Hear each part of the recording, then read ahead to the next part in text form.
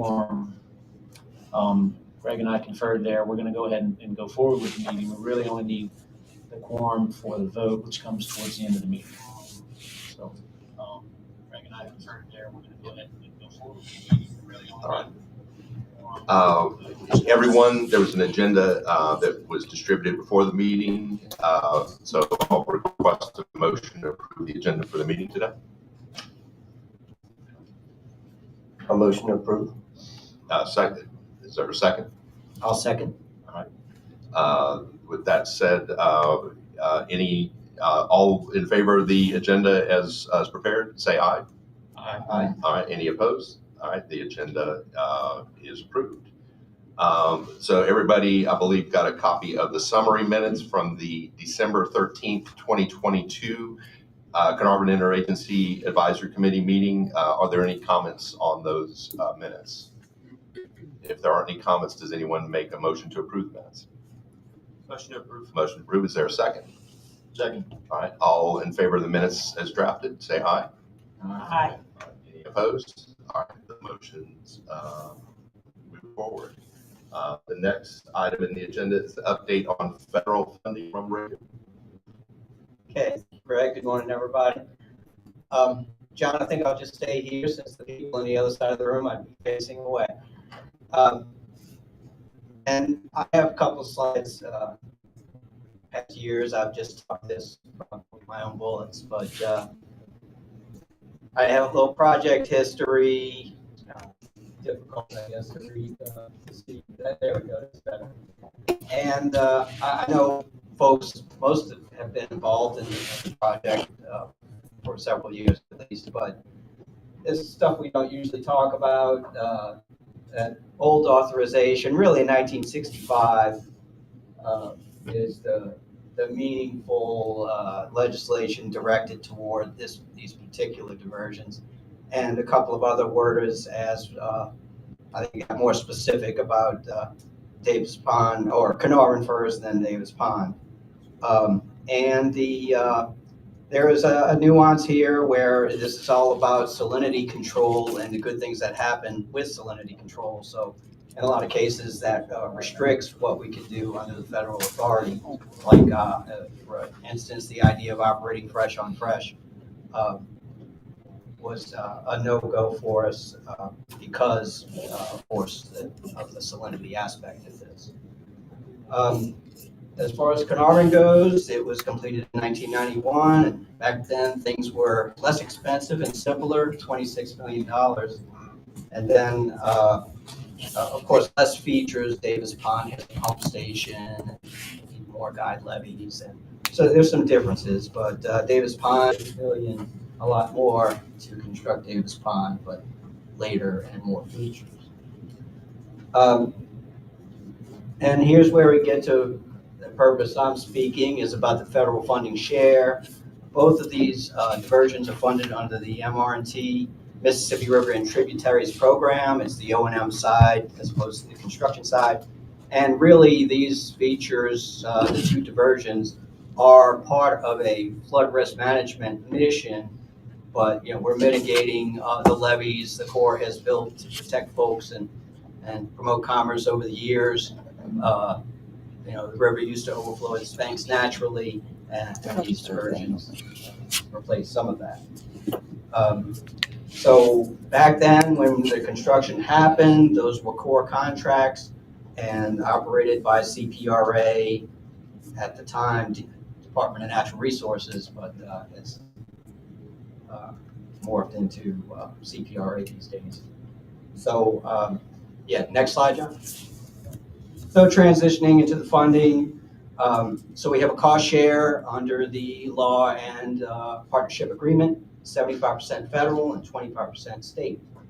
And as we've seen through the years, the state seems to always be able to find their funding for their 25% share, but we've had our challenges, at least up through 2020 or so, with the federal share in my experience. But things have gotten much better lately, where you'll see by our balances and funding that we're looking at right now, we're in pretty good shape. So point to keep in mind here is that Caernarvon and Davis Pond all come under one appropriation. So it's our job between the Corps and CPRA to prioritize and spend those funds as they come in on Caernarvon and Davis Pond as benefits the project best. Well,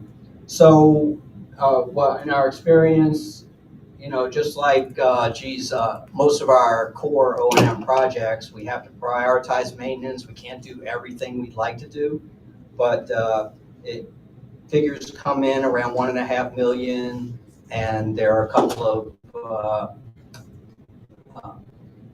actions that, whether we need to replace equipment or rebuild something at one of the features, or do our periodic inspections. We have a periodic inspection program under the Corps every 5 years. Anyway, those things boost up that annual cost. And then we found out with our first dewatering, or our first recent dewatering with today's cost, dewatering of each structure runs in the neighborhood of $1 million. Caernarvon came in a couple of years ago at 1.05 million to do the dewatering. So that average of 1.5 to 1.7 does not include the dewatering. So take it's about 400,000 per year if you were to spread that out extra for a couple of dewaterings over 5 years. Cyclists would like to see.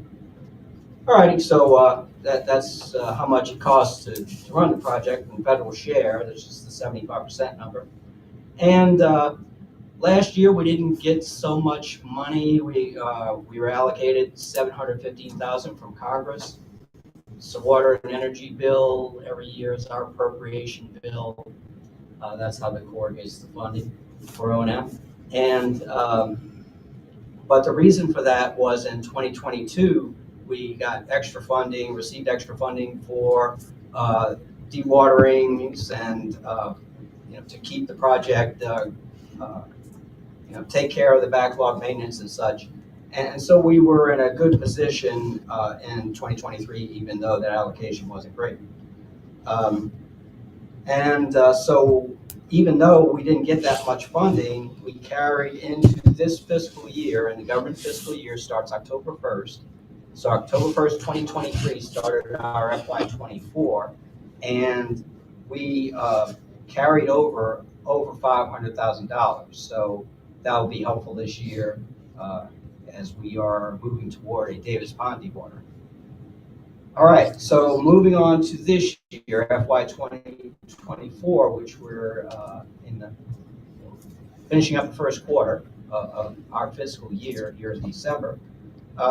The president's budget number is 2.06 million, so that's a good number for us, especially with the carryover. And what's going on is, boy, I don't hear much news about Congress meeting and giving us a federal budget. So historically, we're in a continuing resolution authority because of that, where Congress passes stopgap temporary legislation to keep us funded and keep the government running. And that's become not uncommon. It seems to happen more often than not that we're in CRA.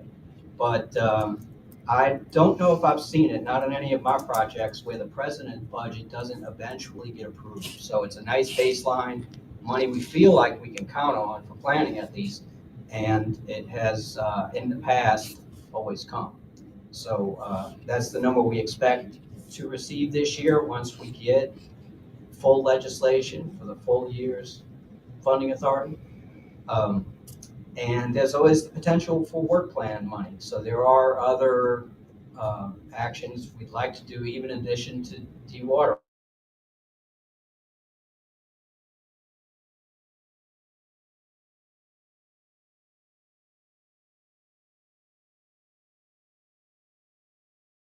Funding every year of discretionary pot of money that the Assistant Secretary of the Army, Office of Management Budget, and the Corps get together and make a plan to prioritize the discretionary part of the budget, I call it.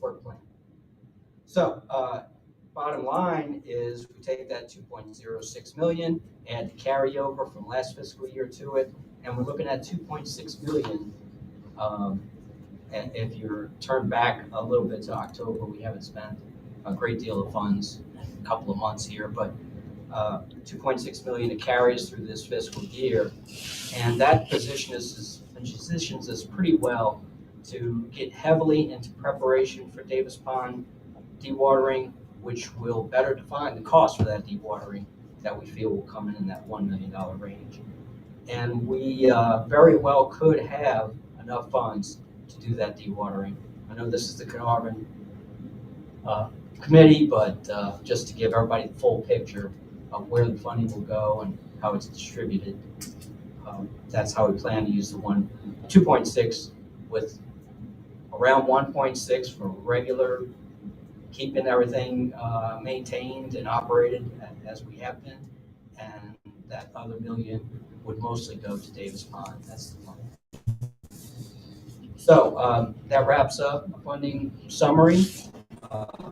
If there are any questions or remarks, Thank you, I'd Ray. like to address them. Thank you, Ray, for that presentation. Any questions? All right. If no questions, we'll move on to item 5, update on maintenance activities from Dave Chambers. Thanks, Greg. So I just want to highlight a couple of maintenance projects that we're targeting for the upcoming year. This will be very brief. I only have photos and a couple of slides. So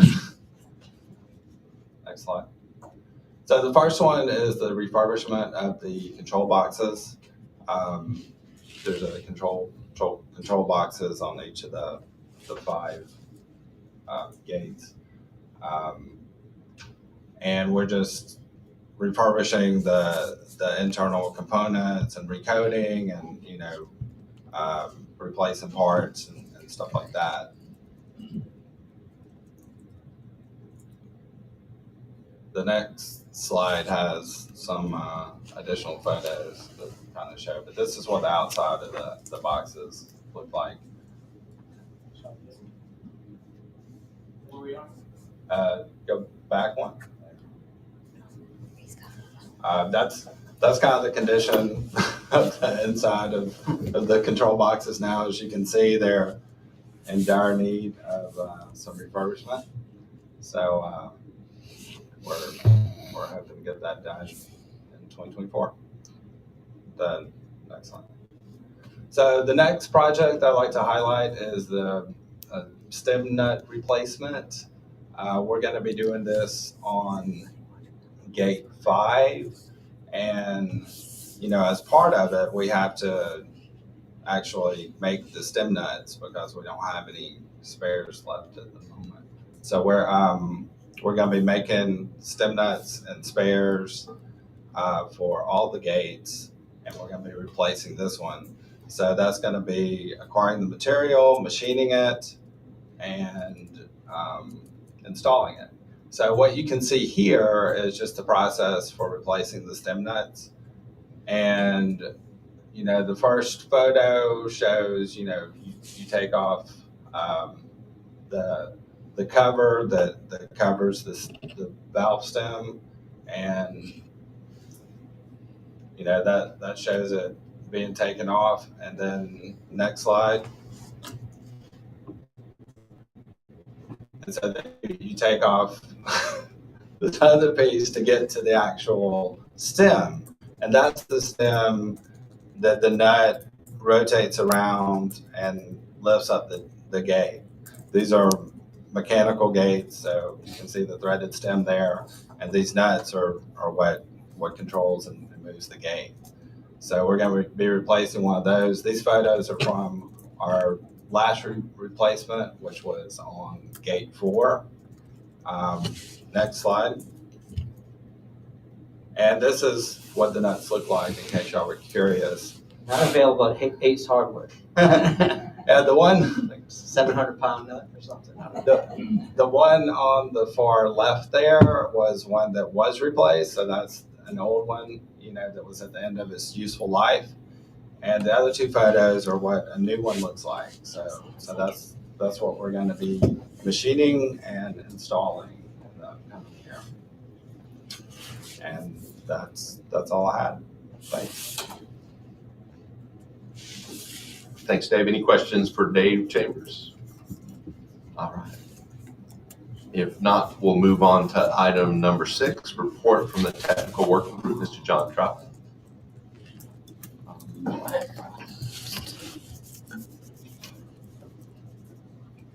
Okay, one second. Show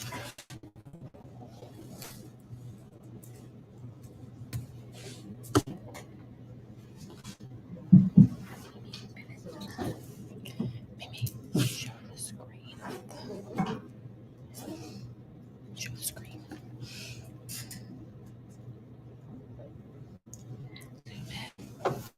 Zoom in. All right, let's see. So we know we're here. I'll start rattling through these slides. I got quite a few slides. I'll try to be pretty quick. If you have a question along the way, I've asked that you maybe try and hold any significant questions, but if there's something that's really pending that while I'm on the slide, raise your hand, do stop, and we'll discuss it some. So this is what we're going to cover today. I'll talk about real briefly the purpose and goals of the project. More specifically, why we're here at this committee meeting. I'm going to run through, like we do every year, the most recent operations which was done, which was 2022, and talk about some of the basic conditions and the monitoring that we do. I want to give a little snapshot of 2023, given the special year that we just had, and then the proposed 2024 operations plan. We'll talk about that.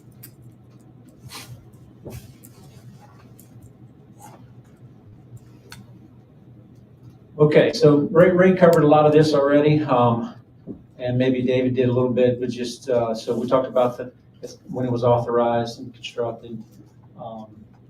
It is a 5 box culvert system, maximum discharge 8,000 CFS, and we began operations 32 years ago in 1991. So we've been around for a while. Okay. There's just a shot of the diversion from the river looking down the main channel out into the big marsh. It's quite an older picture, just for your perspective. So the goals of the project. And these are the 4 goals that are in all of the authorizing docs. The first 2 are related to marsh and enhancing marsh and or reducing marsh loss. The next 2 are increasing the productivity of important commercial and recreational fish and wildlife. That's some multiple goals, and if you've been around the committee or around the diversion conversation for a long time, sometimes they're in conflict. So having multiple goals that impact multiple species of fish, whether they're marine or fresh, it causes usually conflicts, if you would, when it comes to operations. And just I'll let everyone know here, if you haven't heard, our general approach is we try to mimic the river. When the river's high in the late winter and early spring, that's when we're trying to get our operations in. And then generally, most years, we don't operate much throughout the rest of the year unless it's a really salty fall. Then we might squeeze in some there. But that's just the general approach. And so the purpose of why we're here, so this committee is an advisory committee. It's here to give advice to CPRA on how to operate the diversion. Things to consider, like I mentioned, the time of year, the rate and duration of flow. We also have some emergency shutdown triggers and stuff like that. We do an annual report every year. We provide that to the committee. It goes out on the web. It's there for public consumption. You're here on the committee because you bring your agency data or your own expertise.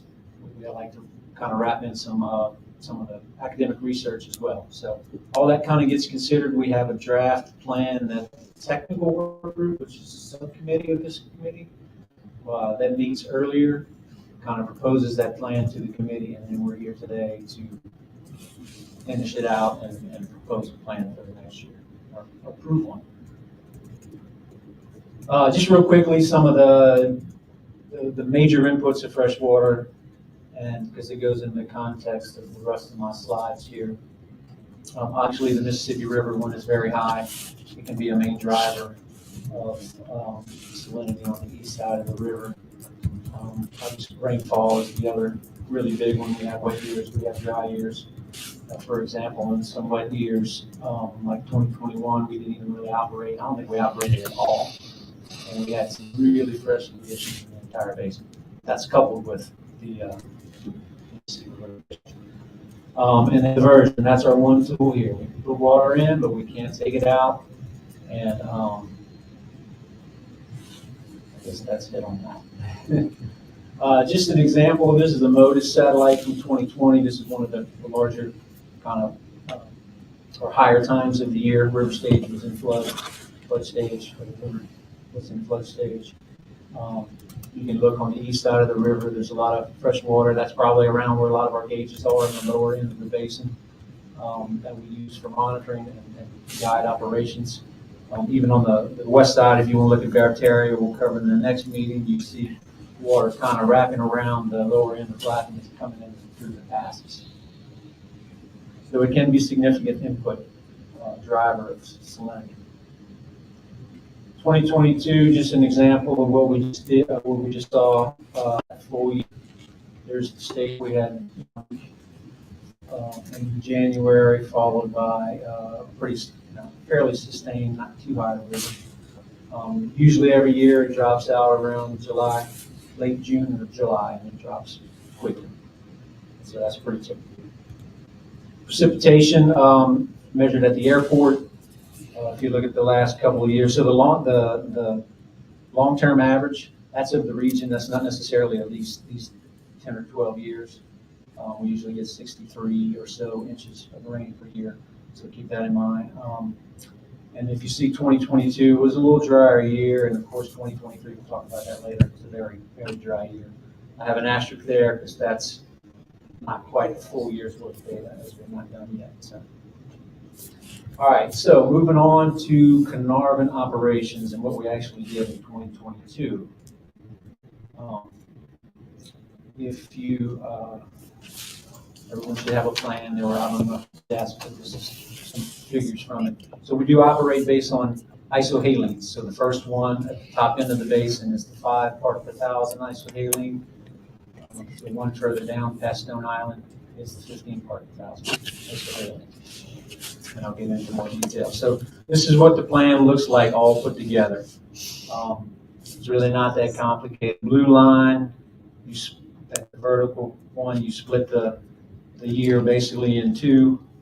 On the left side of the screen, this one we're operating on gauges that are further out, at the 15 part per thousand isohaline.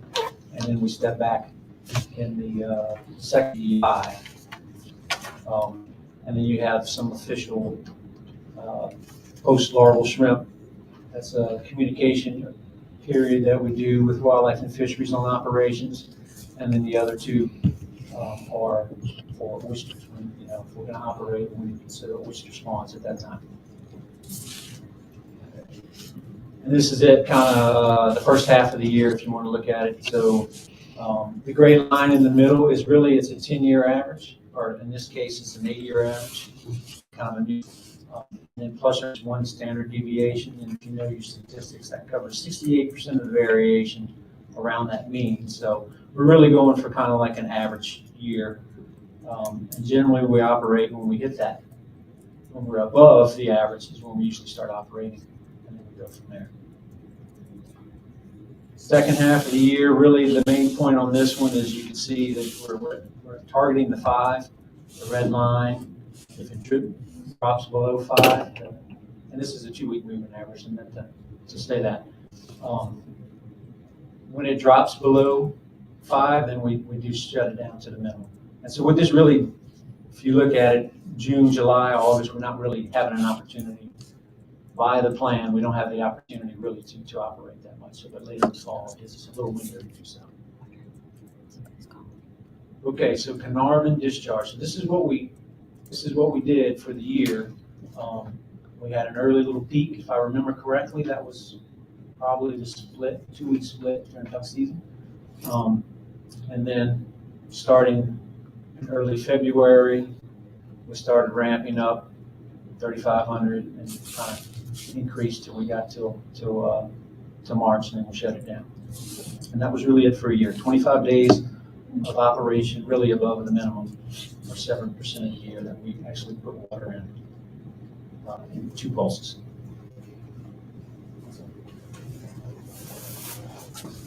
Okay, so Caernarvon discharge overlaid with river stage. Just kind of wanted to give everyone a look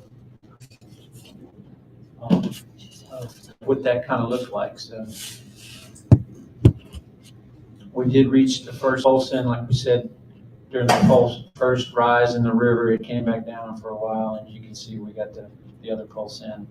And then the river was up all the way through June, stayed up quite a while, at close to 14 feet max. I wanted to show this one. This is not our operations graph, but this is really a daily mean or daily average of salinity at the Stone Island gauge, which is 15 part per thousand line.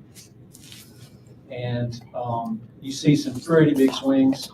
Sometimes you'll swing almost 20 points on salinity. I wanted to point out, though, the bigger pattern here, and you see this in Caernarvon, you might not contrast a little bit with the line. On the east side of the river, generally, when we're operating, and especially when the river's up really high for extended periods, salinities are depressed, and you can see that here on this gauge. And then the opposite is true. When we're not operating and the river's down, and salinities are swinging pretty wild on the higher end of the range. This is our operations graph. So the graphs I showed you earlier with the real time or the discharge and the 2-week moving average, that's posted in there. So you can see overall we kind of stayed in the long-term average. We got those early pulses in. The river did drop with our ops, probably more so with the river, and stayed down until early in June or July. The river's down, salinity shoot back up. Here's the same look, the daily mean salinity, mean daily salinity at 5 part per thousand. So depressed during high river and shortly after our diversions, and then afterward it kind of creeps back in. Salinity does. And there's a 2-week moving average. And really on this one, you're looking at the second half of the year, because that's when we're looking at the 5. Okay, just another look. This is a surface model. We're using not only our gauge data, but we have coastwide reference monitoring system. We have other gauges out. Throw this in a program, and it spits out this model for you. And these are salinity isohalines. If you would, the target is the white. That's the target 5, and the gray is the target 15. And so this is for the entire year. When you take a look at the year, put all the data in, this is what we look like. So in generally it's fresher than what the project targets are. So your 5, 10, and your 15, or 15 is actually off the end of the chart, so you can even register there. Here's a look during the actual December to May operations period when we're looking at the 15. Again, the gray line, we don't quite have enough data out there to give a really better look, but it's showing 5 to 10. There's a little bit right at the gauge where it might be 10 to 15. So we're kind of close in that first half of the year, really, to meeting that goal. But then second half of the year, with the river water and kind of delay, a little bit of lag, working that through the system. You see this white line is the 5 part per thousand line, which was the target for the basin, and then the blue extends way past that down basin. So overall, this means when we put all this stuff together, it means it was a fresher than normal year. Fresher than average year.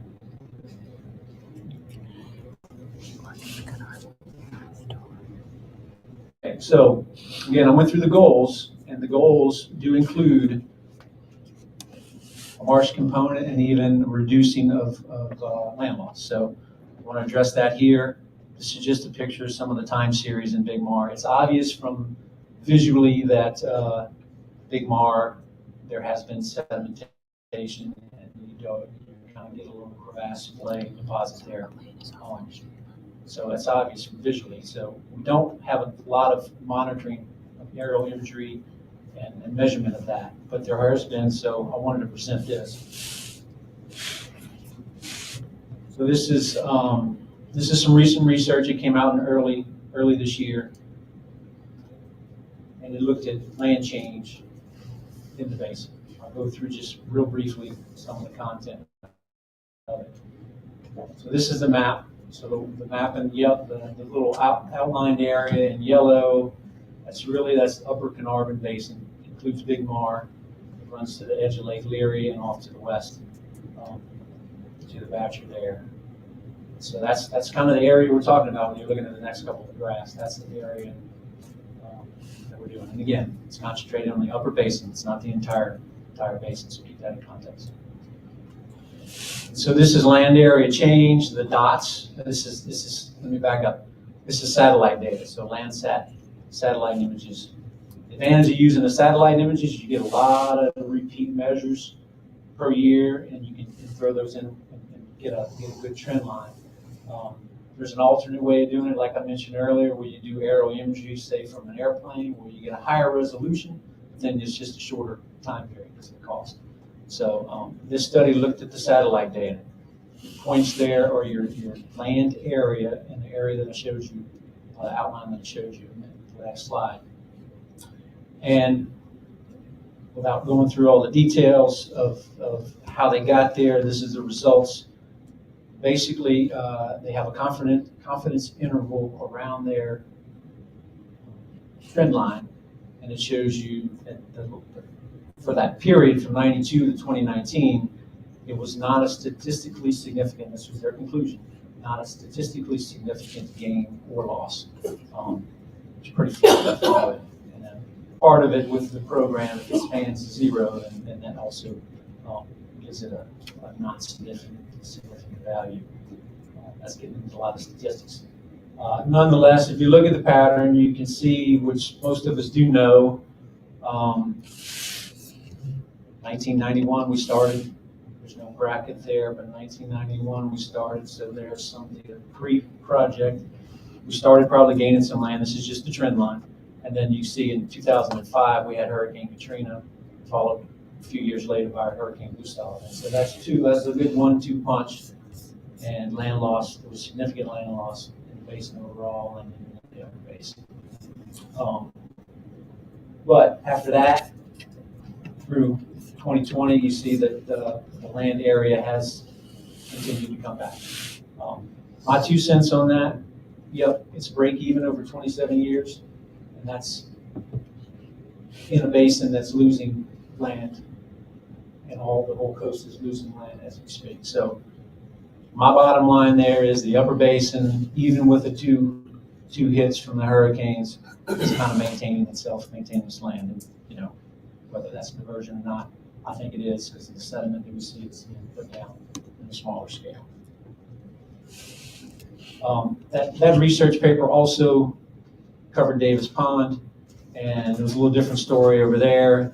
It was a statistically significant land gain. You can see the no diversion bracket on the top graph. That was all data pre-diversion. And even the bottom graph below the time series, you see that's when operations started, and kind of that was a monthly average or discharge over that time frame. And in this case, in Davis Pond, without major hit, this doesn't include Hurricane Ida. You might see the same thing we saw in Caernarvon. But you do see some significant land being built, or at least maintained in that area.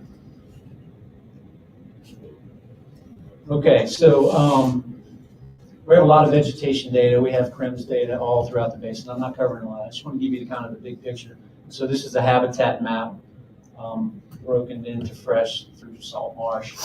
And really from 2013 to 2012, you see a little expansion of the fresh and intermediate and compression as a result of the brackish marsh. Salt marsh is kind of stay mostly the same. So remember, first 2 goals were dealing with land and marsh. The other two were fish and wildlife. So I'm going to cover that next. I do state before I go through these graphs, I want to say this is not an analysis necessarily of them. It's more, think of it more of the status and trends. That's what our monitoring program gives us, the status and trends. And then every couple of years, every 5 or more years, we do pull that together, put it in, doing a heavy duty analysis of it. And I will say that for Barataria and Caernarvon, that I think next year we already have some stuff in the works. A deep dive analysis. So I'm just going to show you status and trends here.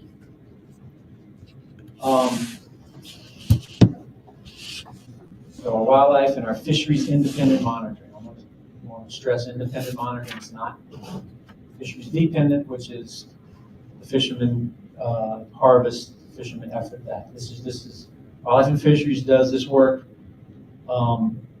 They've had a long-standing program way before even these diversions. They have a long data set where they go out once a month and they sample certain sites. It's broken down by salinity and gear and different gear types, so you'll see multiple gear types for a particular species. So we do fish and shrimp. There's some oyster monitoring, and then there's some aerial surveys for alligators, nesting, and waterfowl. We'll start off with wildlife and alligator nests in Bread Sound, and when you're looking off to the left, the black arrow, that's when we started diversion operations. So you see there has been, in both the brackish and fresh marsh, mostly significant increase in alligator nesting.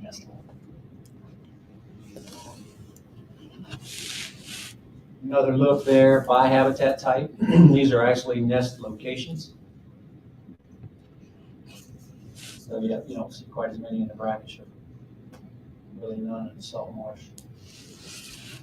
Their preferred habitat. So for waterfowl, there's a lot going on with waterfowl. Continental species that, depending on nesting and water in the upper U.S. and Canada, there's a lot of things going on here. Just looking at the long-term trends, you see it's pretty highly variable. I will point out, though, in the more recent years, if you're a duck hunter, you know this, the last 5 or 6 years has been really low. So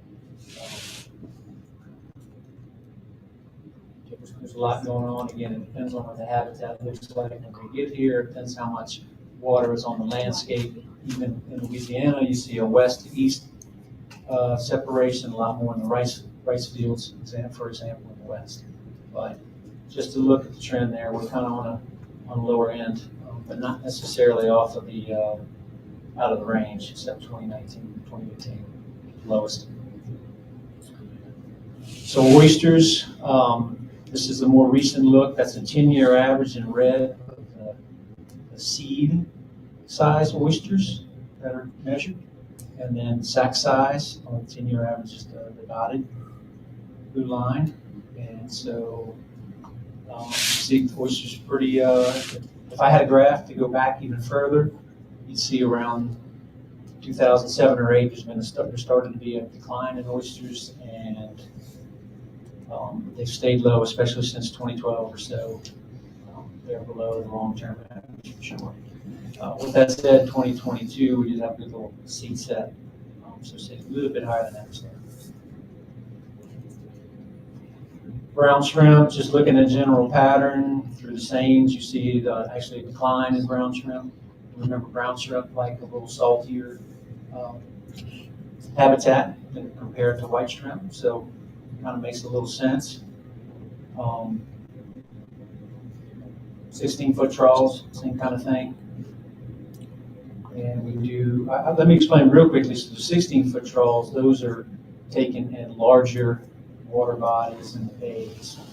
And then the 6-foot trawls, taken in smaller ones, and they're used for crash sampling more of when a lot of fisheries decide to set their seasons. So, but still we have a long-term record of all those. White shrimp, again, looking at the arrow of where the diversion started compared to where we are now. A lot of variation with the last few years, and the seines have been low. They had a big hit in 2022 though with with white shrimp there and the 16-foot trawls. And looking at the long-term averages, there's a lot of variation around that average every year. Blue crabs, same look. In the seines, we're below average since 2006, really, and trending lower, really, on the 16-foot trawls as well. Largemouth bass. This is in the upper end of the basin where they do the sampling. Gillnets and seines. Redfish and the gillnets, since the diversion, we've seen sort of an increase in a lot of higher peaks, but say the last 3 or 4 years, we've got some low numbers. And then spotted sea trout, it turned pretty negative around 2008. The bottom graph, the last couple of years here. Whilst we'll say that if you're not familiar, there actually wildlife fisheries did come out with new regs. So recreational fishing, they've lowered they have a new slot limit. They've lowered the creel, the number of fish you can keep from 25 down to 50. So that's gets a little more in the stock assessment for wildlife fisheries. So to wrap it up here, 2022 was a pretty typical year. Again, we had a max stage of 14, fairly long. River stage was up pretty high. Rainfall was a little below normal, but on the operations, we did operate 2 good pulses, or 1 short one and 1 good one. In my opinion, it was about a month. Overall, the salinity in the basin was below target, and my interpretation of given the magnitude and duration of that depressed salinity, a lot of that had to do with the river, and that's not unusual when we have a high extended river in this side, east side of the river. Again, going back to the goals where we started with land gain or reducing land loss. Obviously, there's land building in Big Mar, but when you do the statistics and you run the satellite data and look at it in that manner, it's pretty much a wash. There's not been a gain or a loss. It's kind of hold steady, even though there's a lot of variation over time. And that's the long-term look. But we know during Gustav, and then before that, Katrina, we did lose a lot. We have a little bit of wildlife, I guess the only really glaring one is alligator nesting. So we have expanding of intermediate and fresh habitat. And so you do have concurrent and more areas to nest and larger nesting population. Waterfowl,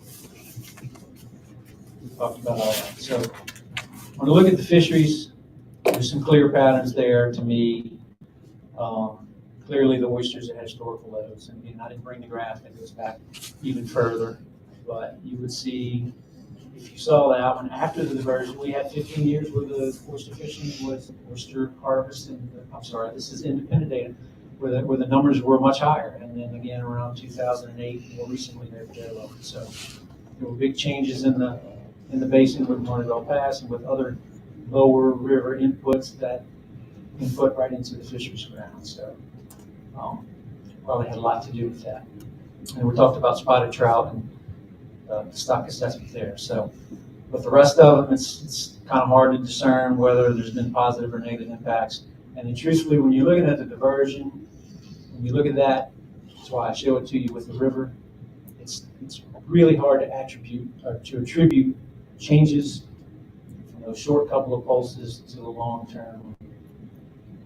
Some of these fish species. Leave it at that for discussion later. Okay, so I promised a quick little snapshot of 2023. As everyone is probably aware, it was a really tough drought year. And looked up some statistics, and 88% of the state was an extreme or an exceptional drought. An exceptional being the driest part of the scale. We did have as it relates to operations, we did have a very low river stage for the second half of the year at Caernarvon.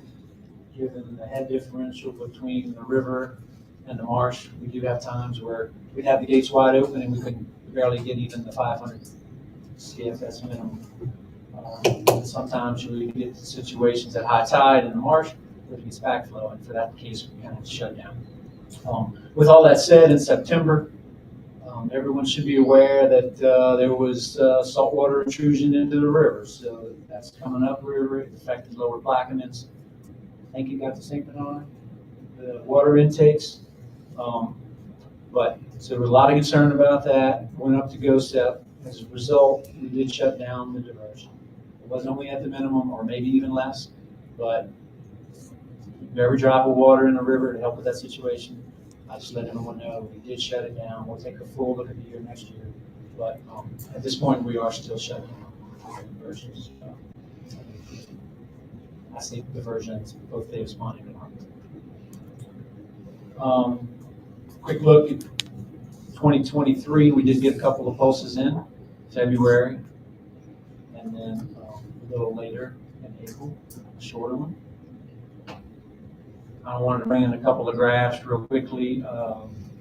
So Black Bays are 15 part per thousand, and Crooked Bayou is the 5, and the purple line is the 2023 data. And so you can see it's a little higher than the other one at 2022. And the smaller dots, if you can see them, that's kind of your median from that time period. So really, you don't see as much at the 15, but if you look over to the 5 at Crooked Bayou, you can see that departure between last year and this year on how much higher the salinities are, reaching over 15 at our 5 part per thousand. So a lot of salinity, less freshwater input, saltwater comes in all the way to the upper basin. And this is the gauge that we have the highest up in the basin. And it's usually around 0 or less than 1, as you can see. And this year we're up to probably 5 or so on average. And this is back from October. That's all I really had for the presentation. Proposed plan is, I guess, Greg, should we open up the agenda? We do have an agenda item to vote on it, but I can present it now, and then we can open discussion. Now, how do you want to go? If you'd like, and are there any questions on the presentation that Yes. John just gave? Yes, George. Yeah, I got one question. You said the diversion's shut down right now because of the saltwater wedge. Any plans on when it'll be opened? We're kind of working with GOSEP on that. I mean, the bottom line answer is when we get some more flow in the river, and that situation takes care of itself. Yeah, I think the intent is once, right now there's still, for the Point Lahash, Port Sulphur, and Boothville water intakes, the salinity is still above 250 parts per million. The forecast, the latest forecast I have from the Corps is in the 28-day forecast. They don't, the toe of the salt wedge is north of that. And they don't anticipate with the rainfall forecast in the next 28 days, it'll be below 28. So we just kind of take it on a case-by-case basis. The intent is we want that 250 part, the wedge to be below Boothville so that they're not having to use reverse osmosis or have water delivery. To date, I believe the Corps has delivered over 120 million gallons to those water stations to help dilute the salinity. In addition, they've had reverse osmosis equipment installed so that they can pull some of that salinity out and get it into the drinking range. So the intent for both of these diversions is we would not start operating until that wedge gets further south, and extra measures beyond kind of the normal treatment procedures will be required. That's our intent. Thank you.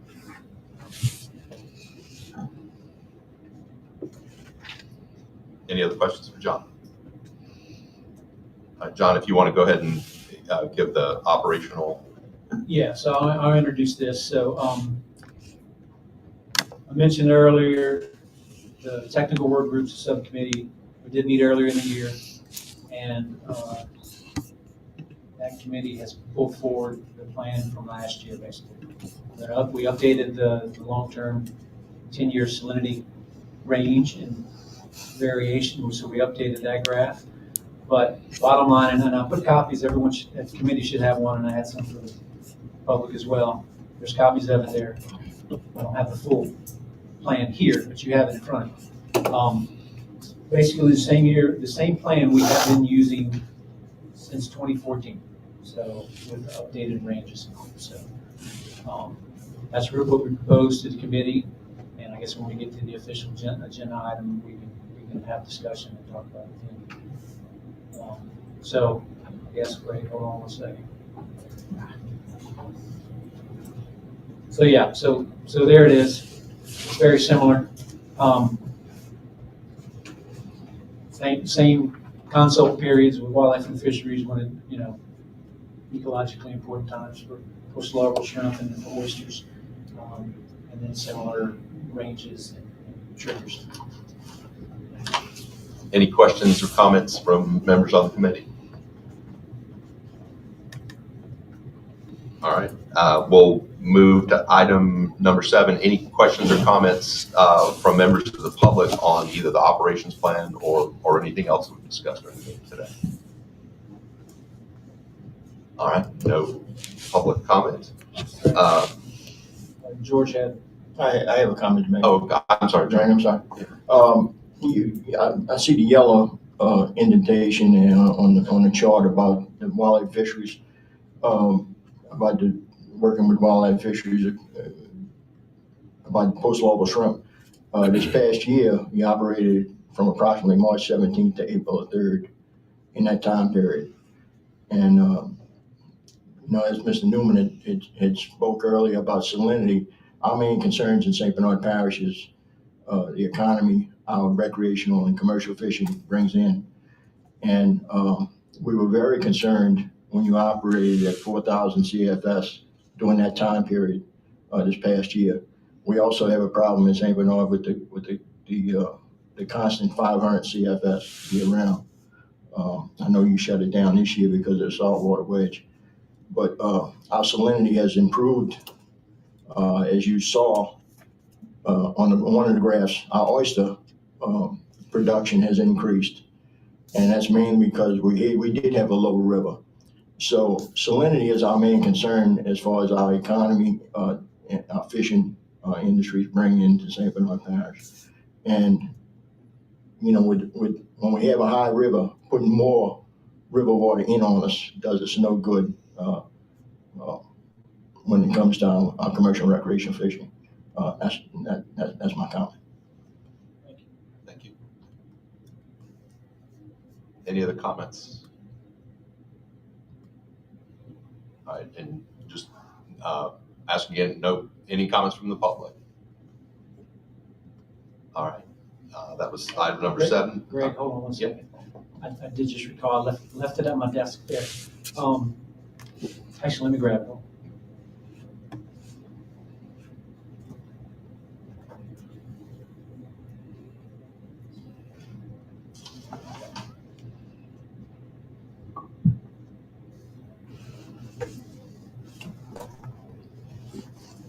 So I do want to state for the record that on page 2 of the plan, of the full plan, I don't have it on the slide, one of our nice conscientious committee members pointed it out to me right before the meeting, that there is a typo in figure 2. It does say, the top graph for Stone Island, and the figure legend does say a 6-year average. The graph itself shows an 8-year average. I presented an 8-year average. It really is a 6-year average. So do note that will be changed in the plan just to kind of update it there. So the plan we're proposing will say 6 to match what's on the graph. All right. Technical detail. All right. Thank you, John. All right, before we jump into item number 8, John, do you mind coming up? We had a few board members who have joined us since the meeting started. If you would come in and just document that.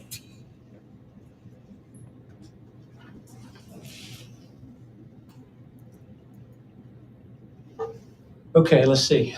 Right, so to point out, when we first started off the meeting, we did not have the full quorum. We need 9. That's a majority of the people that are on the committee. So we're gonna point you guys out that were late. Sarah was late.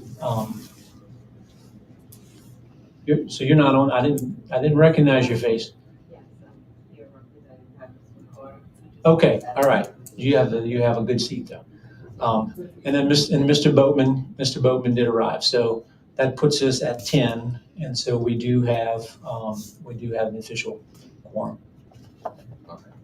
So we'll move forward with the recommended operations plan for 2024 that John presented. Is there a motion to approve the plan as presented? I approve the plan. All right, we have a motion, we have a second on the plan. Any discussion on the plan? All right, and I believe we do a roll call vote for the plan. So John, do you want to call the roll? Yep, let's do that. Okay, so Greg is on the chair, is the chair, but generally doesn't vote unless there's a tie. So we're gonna pass, well, we'll see. Ray Newman, Corps of Engineers. I in favor. Kathy Bro, Fish and Wildlife Service. In favor. John Boatman, NRCS. Don Davis, NOAA Fisheries. In favor. Sarah Krupa, DNR. In favor. Jeff Leonic, DEQ. In favor? George Ricks, representing St. Bernard Parish. Against. And then Michael Hopkins, Pontchartrain Conservancy. In favor. Oh, sorry, I skipped you, Carl. Yeah. Where? Carl Britt, Wildlife and Fisheries. Affirmative. Thank you. Thank you, David. Okay, so with only one in opposition, that does pass. All right.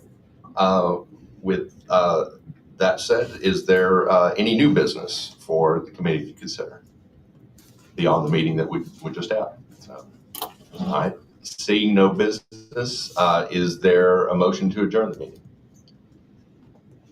Motion.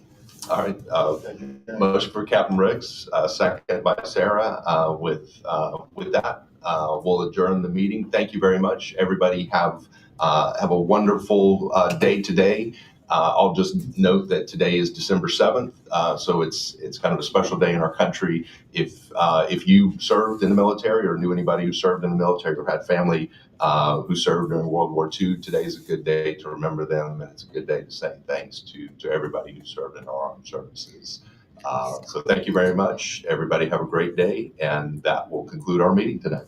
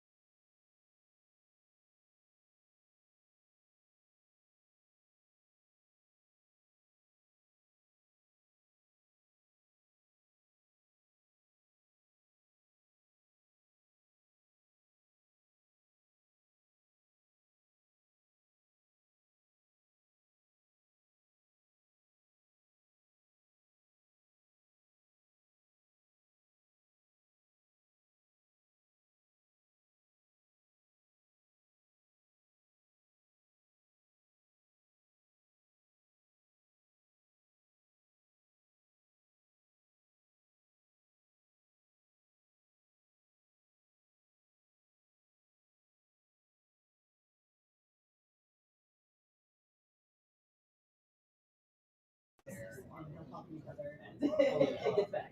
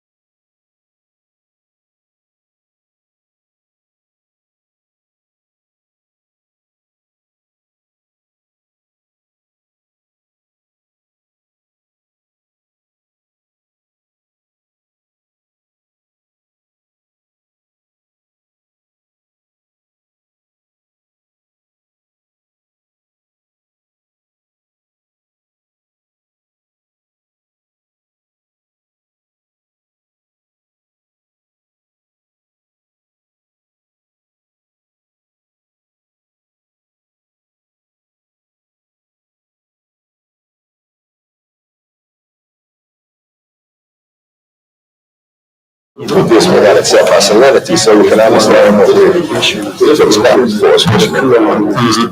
Do you have any meetings with them further south? Yeah, but but you would do some of that. You would do some 10% of resources. And those were all bad. That's what, I mean, like South of Hackberry, now even close to. So you're saying that. It's really possible. I mean, I don't know how to operate. That's what we basically You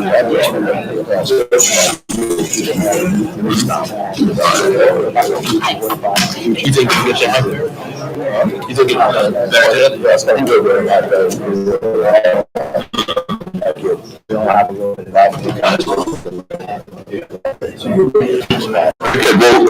we'll go ahead and get this meeting started today. It is December the 7th, 2023 at 11:01 a.m. Central Standard Time. My name is Greg Grady. I'm the Acting Executive Director of the Coastal Protection and Restoration Authority. I will chair the Davis Pond Advisory Committee 2023 annual meeting today. I want to thank, first of all, the South Louisiana Flood Protection Authority East for letting us use this wonderful room today. I'll also want to kind of let everybody know that the meeting today is being recorded and broadcast live. So that's your notification that this is being recorded. I want to thank everybody who's here on the committee for being here. This committee's met for, I guess, nearly 2 decades. To provide advice and counsel to first DNR and now CPRA, as well as the Corps of Engineers on operations. I want to thank you, number one, for being here, but also for representing the organizations and for your advice and counsel on operations at Davis Pond. I do want to recognize a couple of folks. First, one of our committee members, this will be his last meeting, Ray Newman from the Corps of Engineers, is retiring sometime next year before we'll have our next meeting at CPRA. Ray took over the Davis Pond and Caernarvon projects for the Corps in 2015. At that time, the project was short on funding, and the working relationship between CPRA and the Corps at that time was strained, and that's probably a generous way to say it. But Ray has been just a pleasure to work with. He's worked as a great advocate for the project to secure steady funding, and you've been a pleasure to work with, and we appreciate your work on this committee. Thank you, Greg. Appreciate that. And I also want to recognize a couple of new members to this committee. From Lafourche Parish, Megan Dufresne, who's the Coastal Zone Administrator, the new Coastal Zone Administrator in that area. And then from St. Charles Parish, Marty Stein as well. So thank you both. We're glad you're here and look forward to your input today and into the future as well. With that said, we will call roll. So John Troutman, if you can call roll for us. Okay, thank you, Greg. For the record, I will call out your agency and or affiliation, and please announce your name into the mic. Okay, Army Corps of Engineers, Ray Newman. U.S. Fish and Wildlife Service, Kathy Bone. NRCS, John Boatman. Environmental Protection Agency, Raul Gutierrez. National Marine Fishery Service, Don Davis, Louisiana Department of Natural Resources, Sarah Krupa, Louisiana Department of Wildlife and Fisheries, Troy Zellinger. Louisiana Department of Health and Hospital, they are not attending today. Louisiana DEQ, Jeff Lowell. St. Charles Parish, Marty Stein, Lafourche Parish, Megan Dufresne, Jefferson Parish, Jason Smith. Plaquemines Parish is not here.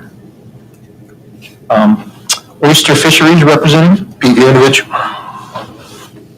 Marsh Property Owners, Frank Allender.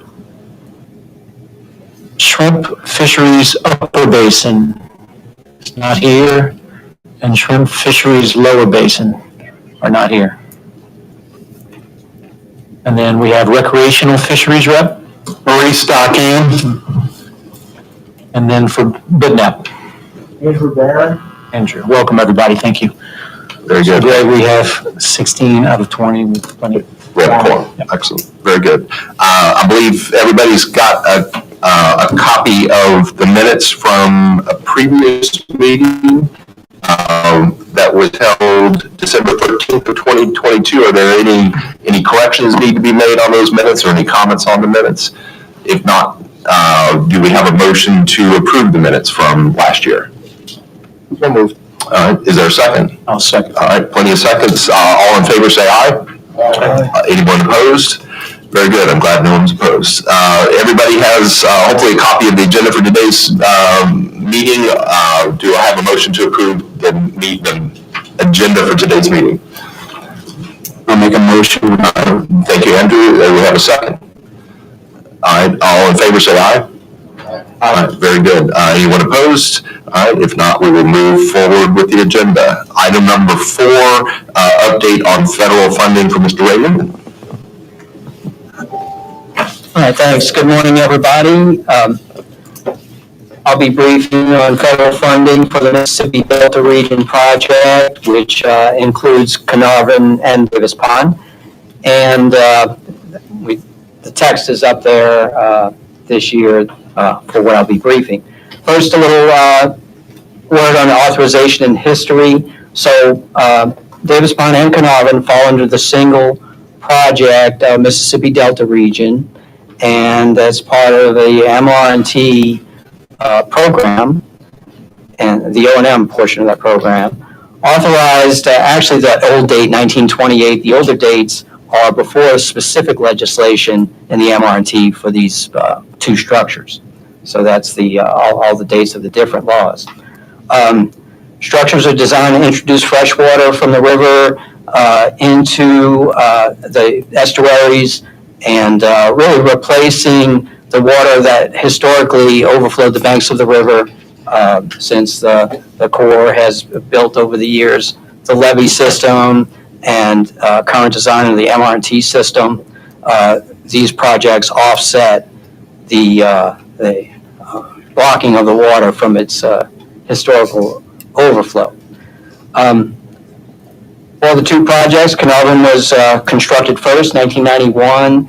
Things costed a lot less. I wish things costed the same now. It's $26 million to build Caernarvon. Later on in 2002, Davis Pond construction was completed, and the total on that was $106 million. So quite a bit more. There are more features on Davis Pond project where we have the pump station and its extensive guide levee system, so that also accounts for the difference in cost. As I said, both are funded under MR&T, and cost share is 75% federal and 25% state. The state has always been able to come up with their share, seems without incident in my experience. For the federal share, sometimes it's a challenge, but in the last several years, it has been much better, and we hope that continues. All right, and then back to construction, constructed by USACE and under a partnership agreement operated by CPRA, formerly DNR. All right, moving on to the next slide, John. The funding status. So as I said, 75%, 25% cost share. So we get a single project allocation, so it's our job as stewards of the funding from both sides of the cost share to prioritize what we do with those funds annually for Davis Pond and Caernarvon. For both of those features, the federal cost share has averaged about 1.5 to 1.7 million per year, and we also are working these days toward additional funding for dewatering. So a couple of years ago, we dewatered Caernarvon for about 1.05 million. So now we're working toward a dewatering of Davis Pond, which I'll speak to in just a moment. So it's a plus up from that average funding requirement and that $1.6 million range, about 400,000 more if we were to establish the 5-year cycle we'd like to be on for these dewaterings. All right, so to the real numbers, last year in FY23, and the federal FY, as most people are aware, starts October 1st, so we're already into FY24, and the first quarter is near an end. Our funding for last year was $715,000, which from the numbers I just gave you, that's quite a bit less than it takes to make ends meet. But we had great funding in FY22, even after the dewatering of Caernarvon. So we carried funding forward. So even with that low funding last year, at the end of FY23, end of September 23, we had over $500,000 carryover. And our funds are not limited to the year. We're able to carry them over from fiscal year to fiscal year, although we do strive to spend as much of that as possible and carry over less. So in FY24, though, we have a very good budget of $2.06 million. Now, you've seen in the news, Congress has not yet given us a full annual budget for this fiscal year. So under continuing resolution authority, we're receiving portions of those funds, but historically, we always get the president's budget. I haven't seen it where we haven't, so we certainly plan towards execution of that budget, that $2.06 million, and we expect to get it.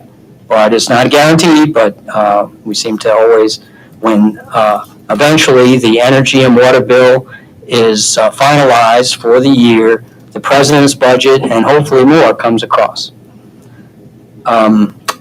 So yes, we're still in a CRA, and I haven't seen much in the news about Congress finalizing the budget. I hope it's soon.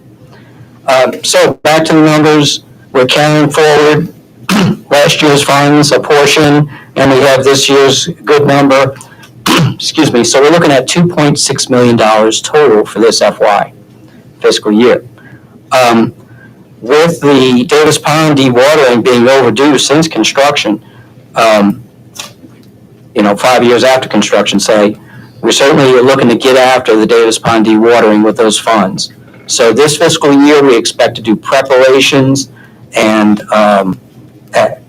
this is going to make the cost for that dewatering much better defined. And I'm hopeful, it looks good that this budget would fund us for the dewatering and this year's operations. So that's the plan, and that'll be good for the project, and we're in a good position, the federal funding share. So that's all I have for this morning. If there are any comments or questions, please do. Any comments or questions for Ray? All right. Thank you, Ray, for that presentation. We'll move on to item number 5, update on maintenance activities from Dave Chambers. Thanks, Greg. So I just wanted to highlight a couple of fairly large maintenance projects that we're working toward implementing.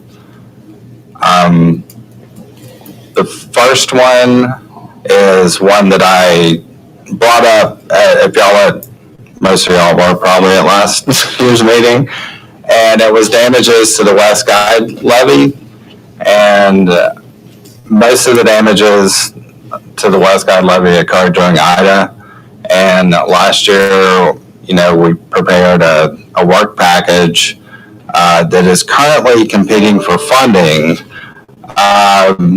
The scope of the work is beyond, what we would consider regular O&M. It's quite a large project, so it's currently, packaged up, and we're trying to get it funded so we can do the work. The next thing Ray already discussed a little bit, we're planning on doing a dewatering and inspection for 2024.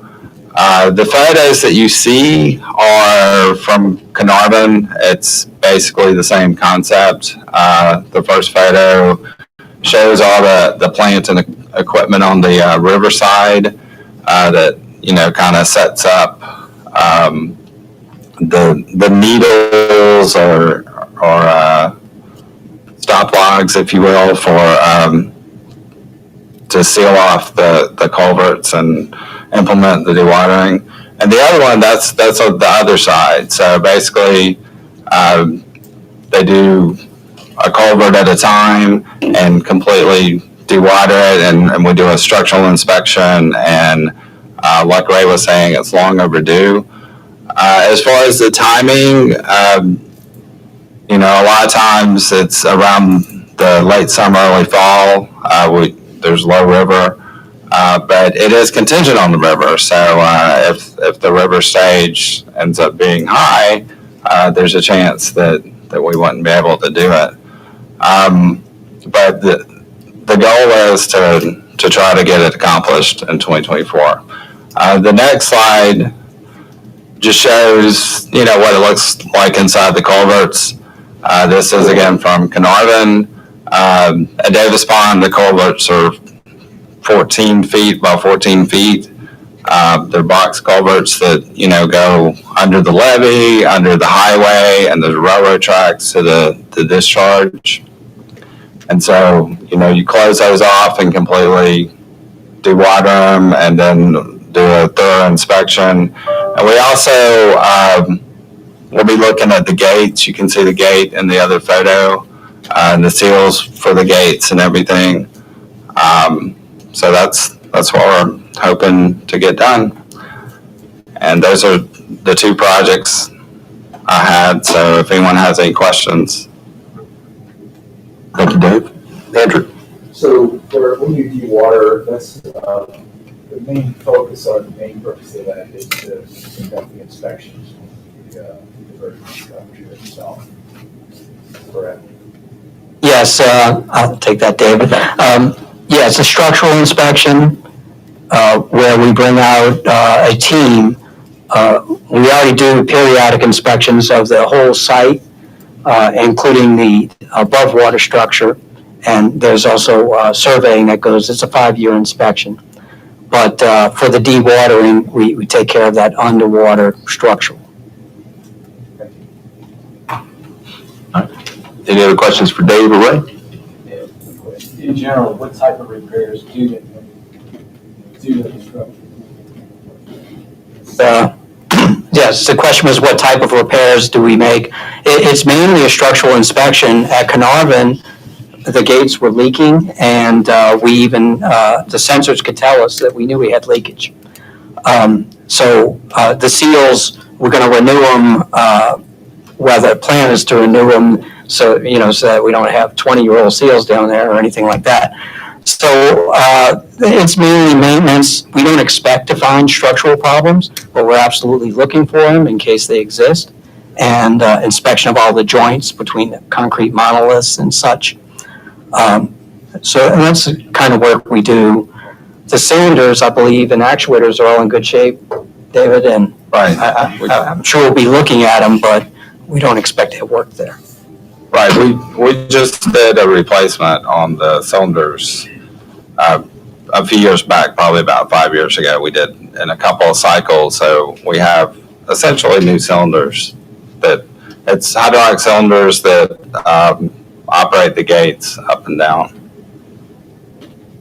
Thank you for that question.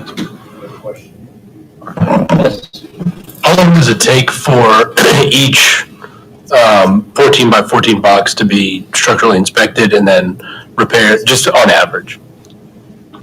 Well, I mean, each box, there's a certain protocol that they use as far as like the amount they can pump down, at a certain period of time. But usually, there's, once they get all set up to dewater, it's like the water's out in a day, the inspection's the next day, seal replacement. I mean, they'll try to do that concurrently with the inspection and then move on to the next. So like just one work week, essentially, for... If everything goes well, it can go fairly quickly, but for Caernarvon, I mean, there was a process. They had to remove some material on the riverside just to get all the equipment in and getting set up, and putting the closures in place does take a little while because there's frames that you put in and there's divers that seal it up and all that. But the inspection itself and the dewatering doesn't take that long. But you have to set up and do that incrementally because, you're really closing off one at a time, possibly two. can Davis Pond, the other gates be operational while, or is it trying to not operate at all? We wouldn't be operating at all. Jersey Water would be completely shut down. The whole structure. Diver involvement in the setting of the closures and such. It never was like block one off and then the other. Gotcha. And we did use, for the prior to Caernarvon dewatering, we didn't have these, but fish screens, we actually put mesh screens in front of the culverts to minimize only tiny fish that could fit through or small fish that could fit through those openings. But yeah, it kept the big fish out. We do a flow through the screen before we close in an effort to flush out the fish. So that's the only operations that are done.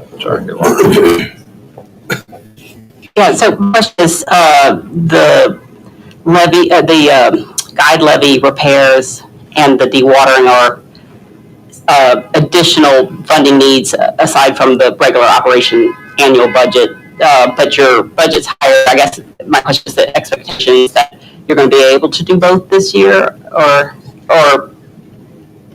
no, part, or the dewatering, it appears to be that we have adequate funds, but not adequate funds for that levee work, the guide levee work. what's the priority on, because you're letting contracts now, or you're right for the guide levee repair? Well, we're pursuing funding, so we have a work package in place asking for funding. So if we get funding for that, usually it comes in the spring or so, then we would start doing the planning and, working toward implementation. And since this question's come up, I'll say a few words about the funding process. But once we have a budget for this FY, an approved annual budget that's funded under the funding bill, then there's a part two, I call it, of the budget process called the work plan. And the Corps gets a discretionary pot of money for the federal projects. And between the Assistant Secretary of the Army, Office of Management and Budget, and the Corps, that discretionary pot is prioritized and added to the project allocations. So there is potential to get funding for that each year and in part two of this year. Thank you. Yeah, and I'm going to just add one comment too. And Kathy, you're talking about priority. We found, because it's been a while, we found that with the guide levy, we're still able to operate almost to capacity. It may be limiting operations just a little bit. Maybe instead of getting 10,000, we're getting 9,000 cubic feet per second. So the dewatering inspection to me is the priority too. But if we can do both at the same time, that'd be great. Yeah, I guess if I remember right, last year y'all said that you could not fully operate, but now you're finding, just out of caution, but you're finding. We were a little cautious before, then we kind of tested it. We incrementally brought up, and we were able to get 9,000 last year. Thanks. I'll cover some of that in a minute. And we were continuously monitoring when we were operating in those upper ranges. And that's why, like the last meeting, I was going based on what we had done, just before that. And, we managed to get higher flows this past year. Great question. Any more questions on maintenance? All right. If not, we'll move on to item number 6, a report from the technical working group by Mr. John Troutman. Okay, thank you, Greg. Got a few slides to cover. I'll see if I'm talking too fast, let me know. If you're welcome to ask questions along the way.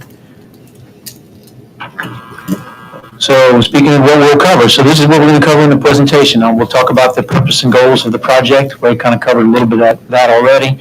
While we're here specifically for this committee meeting, annually we take the most recent full data set, which in this case is 2022, and we'll talk about the operations that we did there. and then kind of the basin conditions and a little status and trends of the fish and wildlife and all the things we monitor for the project. And then I am going to give just a couple of slides, a little snapshot on 2023 operations, given the tough year that we've had drought-wise. And then finally, we'll end with the proposed plan for 2024.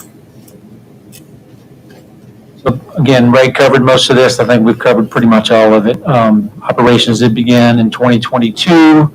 Some may recall we had, a couple of issues, and really we started in 2009, really getting full capacity and discharge there. It was mentioned there's a lot more features, and that's why the construction of this project was higher, and even the O&M. In particular, there is a drainage pump station on the project, and so that needs annual manning and operations too. So that plus all the guide levees, and again, that's, I guess in my brain I'm contrasting to Caernarvon that doesn't have much of this. It's just the structure flows into the open wetlands or just below it. So there's a rock weir along the lake as well. And of particular interest, oyster leases for this project, because of the experience with Caernarvon and lawsuits.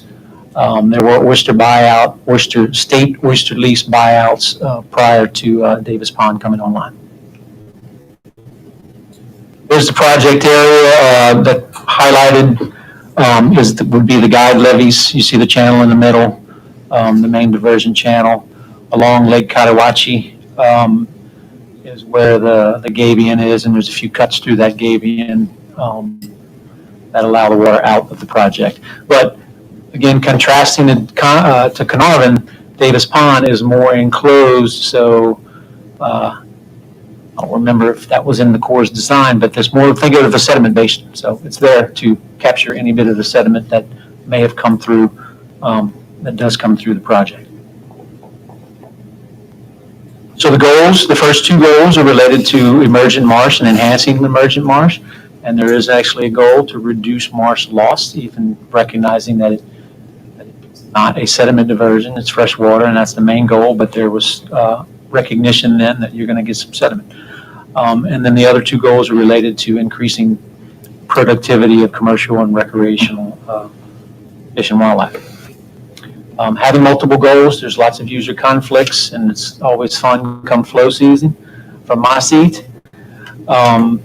Just so the committee knows and those in the public listening that we generally try to mimic the river. When the river's up in the late winter, that's when we're flowing.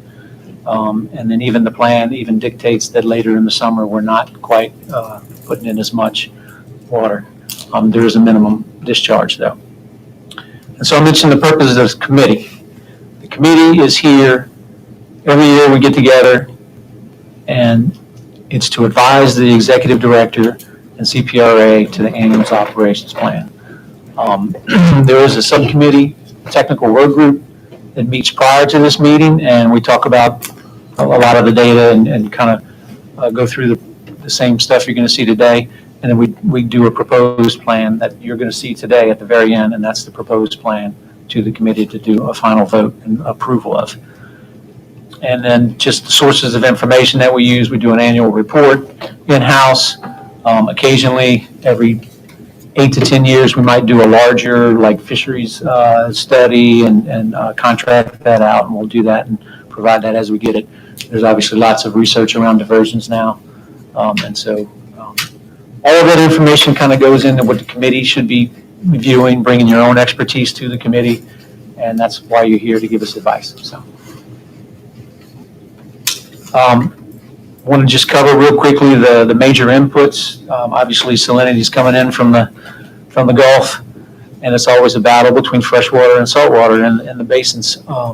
Mississippi River discharge, we find on the east side of the river, it's probably more of a driver than you do on Barataria here for Davis Pond.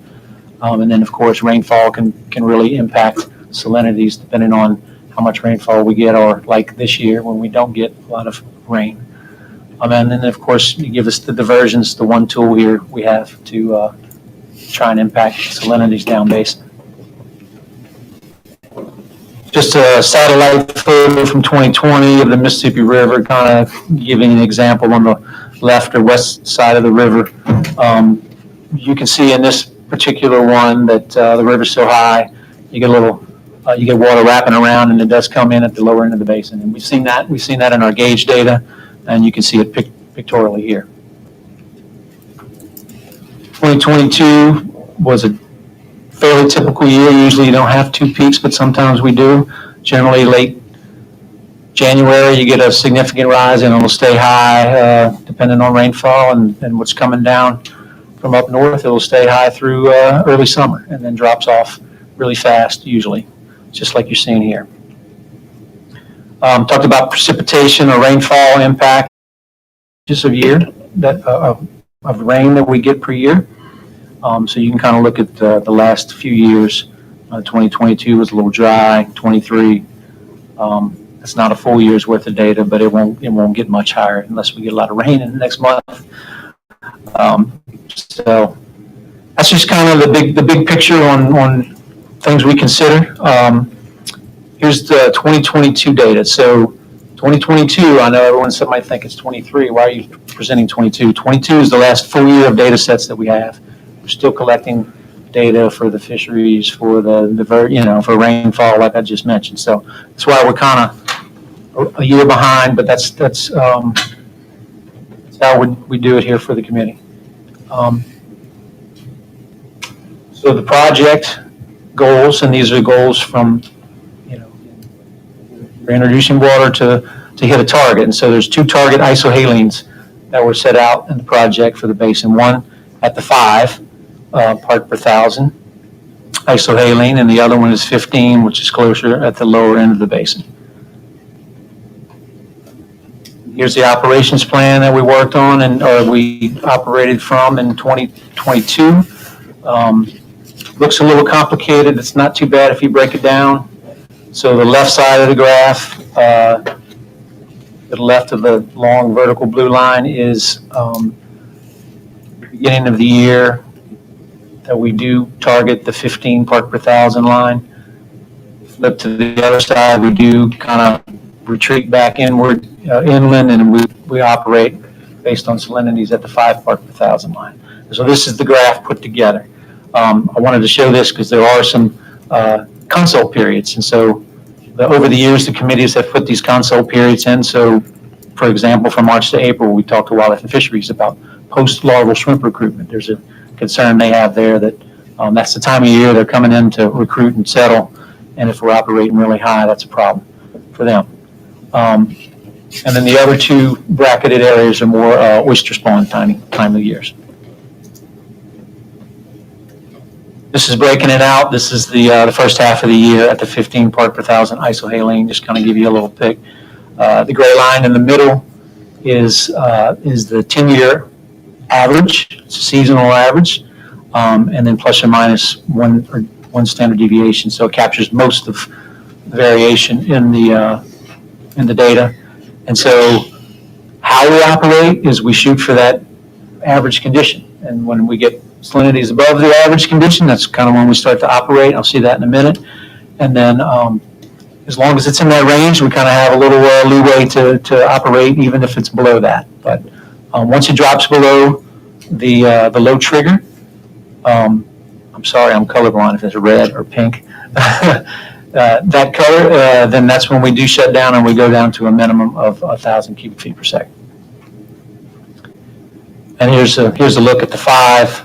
It kind of limits you see June and July, it kind of limits the discharge at that point. Maybe we get some opportunity if salinities are in the right range during the fall. Okay, so here's the discharge and what we actually did in 2022. So starting in February, we kind of ramped up. And Kathy, that's where I pointed out we ramped it up. We tested to see what we can do with active monitoring at the damaged guide levee. And we did, at least for a short period of time, get up to 9,000 cubic feet per second. We did shut down. There was a good long month pulse. So we did shut it down for a while. We had the larval shrimp recruitment period following that. And then, I guess later in April, you see that we did another pulse, not quite as high. So 67 days of operation, that's above 1,500. You might ask why 1,500? Well, 1,000's the minimum, but there's a lot of noise in that data if water's moving around the gauge. So plus or minus a few hundred CFS. So that's just the cutoff. So 14% of the year is, if you want to look at that stat, is how we operated. So much of the year, you can see late around October where it's below 1,000. That could be a little bit of drift and gauge, and then again, low water. Sometimes we can't actually get the full minimum because of low water in the river. Here's the same discharge data superimposed with the river stage to kind of give you a look at the timing of when we operated. And this graph shows this is that FAR, that 15 part per thousand isohaline at Stone Island. I'm sorry, wrong side of the Grand Terre. And so these are daily salinities. I look at this graph. We are missing some data early on, but I look at this graph and you can see they're kind of high. And there are some pretty high fluctuations. I did want to point out, I'm showing you dailies, but that's not how we operate. We do go to the next, we do go to a 2-week moving average. Generally, this year didn't work out quite as well, but when the river is really up and we're getting that influence from the river, salinities are depressed with or without the diversion. You can see it really didn't happen a whole lot this year, except that when it did go down, we did maybe get a little increase in salinities at this gauge. So here's our operations gauge, and this is how we do it. I don't have a slide with it, but we do, when it's operation time, we do put this graph incrementally as we use it and we make decisions. This is on our website. There is a page there. You can go view it. But anyway, so a 2-week moving average, you can see in February we were above it, even though it was dropping. It's pretty tricky sometimes. We got to make a judgment call. A lot of times it may drop and come back up, but that's when we did our pulse. And then again in April. You can see, like you saw from the daily salinities and the averages, it's a little saltier than most years.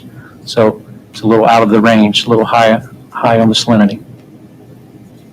Here's the gauge that's closer in, the 5 part per thousand gauge at Bay Dogri. A lot of variation at this gauge. These are the daily average salinities superimposed with discharge and river stage. So again, just kind of give you a look at that. You can tell me there's a diversion impact. You might see one there. Maybe pretty marginal. I will say that at the 5 makes a lot of sense. We do have the ability to impact the 5 part per thousand a lot easier than the one that's 15, that's close down, closer to Grand Isle. And here's the gauge that you can see again here that the average is kind of ran a little high most of the year. All that tells me we could have operated a little more. Just a different look. These are our isohalines. This is the whole year put together. A lot of data sources. Kind of shows you what it looks like. The red line is the target 5, and then the other one below it's the 15. I'm sorry, I'm on the wrong one. The target is the white. The red at the very top of the lines is the what we actually saw at the 5 part per thousand. So you see we're a little short there, right? That line wasn't pushed, the salinity wasn't pushed far enough down basin to reach that target. And then kind of similar on the 15, a little closer, maybe not. Our color blindness doesn't help with these type of graphs. So here's the seasonal look. And this is when we are targeting the 15. The line, the target line where it is, it's at 20 to 26. So again, a little high. And then same thing, just another look at the second half of the year when we're targeting the 5. Might be a little better there during the second half. So might be a little confusing. We have some seasonal targets, and generally that is, we recognize during the winter, you can put a lot more water in and not have a lot of the negative impacts to fisheries. But during those hot summer times, that's why we kind of drop back to the 5 and do pretty much less discharge at that point. So the first two goals I mentioned are related to wetlands and wetland loss or gain. And so I wanted to present just real briefly some research that came out this year.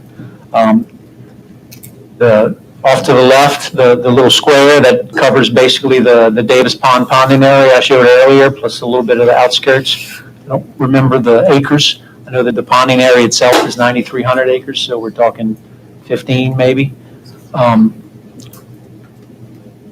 15,000 acres in this, I'm just guessing, but it's bigger than 9,300. And so here's really their main result. So you see, let me explain the graph a little bit. So the dots that you're looking at are satellite data, multiple times a year, over time. The black line is the trend line, and then the dotted line, if you can see that, it's a little faint, is their confidence interval around that trend line. If you look at it, there's the no diversion period, and then when the diversion started, the graph below it kind of gives you the average, the monthly average of flow. So put it all together, their research was showing that in that greater area, you did have a significant increase, statistically significant increase of land in the ponding area and beyond through this time period. And it's a pretty wide range, the confidence interval from roughly 500 to 1,000 acres, but again, that's what you get with satellite data. The resolution's not great, so that's where we are. But it's positive. It's positive for the project. And I want to mention, I meant to mention this before, if to the committee members or even the public, we do at least a dozen field trips per year out to Davis Pond. It's a good tool to inform the public. So for the new committee members or anyone else that hasn't been, the offer's here on the table. If you want to come, we can. When we start operating this year, would be the best time to see it. You're welcome to come on a field trip. Just reach out. Let me know. There was some other more recent research that I wanted to cover too, just briefly to summarize it. The image, they took 140 soil samples, the top 10 centimeters, analyzed it, and they compared it to a study that was done in 2007. So in 2007, the little hatched area in blue, that's the previous study, and that is their sediment influence area from the diversion at the time. And then fast forward to a more recent study in 2018 where they did the entire ponding area. That red expanded area is really where they're finding bulk densities of the soil increases, which increases this stability and make them less erodible. And then mineral increases, just the mineral content of those soils have increased by 100%. And that's all from those fine sediments that are coming through the diversion. So if you look at the graph and the pattern there, and I go to the next slide, you can sort of see it. So this is from March of 2022. I don't recall how many cubic feet per second we're putting through the diversion, but that's probably around, well, that was in March. It might have been around 5,000. So you can see that major flow path. So the water comes in, there's a little crevasse splay there right where it falls out. It goes around some of the finger ridges and then goes out to the lake. And that's where you're getting that main influence of sediment. If you've been to Lake Cotahuachi lately, you go out where those little outfall channels are, and there's little areas shallowing up as well. But it would take a lot to fill Cotahuachi, so more than 27 years. And here's just from our field trips. This is one of the things we do cover. So the picture on the top left is taken right when you get out into that immediate outfall area, and it's complete mineral soils. The other one at one of our monitoring stations at the bottom right It's an older picture, and it's gotten even a better situation, but you can see at the bottom or the left of the core, that's really dark, that's all organic material, that's what those marshes were before the diversion started. And you see that top portion of the sample where you see those finer, lighter gray sediments, those are mineral sediments from the diversion. So anyway, put it all together, we're getting land gain there, and the sediment is obviously this proof that it's getting distributed, at least in that area we're talking about. Take a big wider look at the vegetation. This is just the habitat types.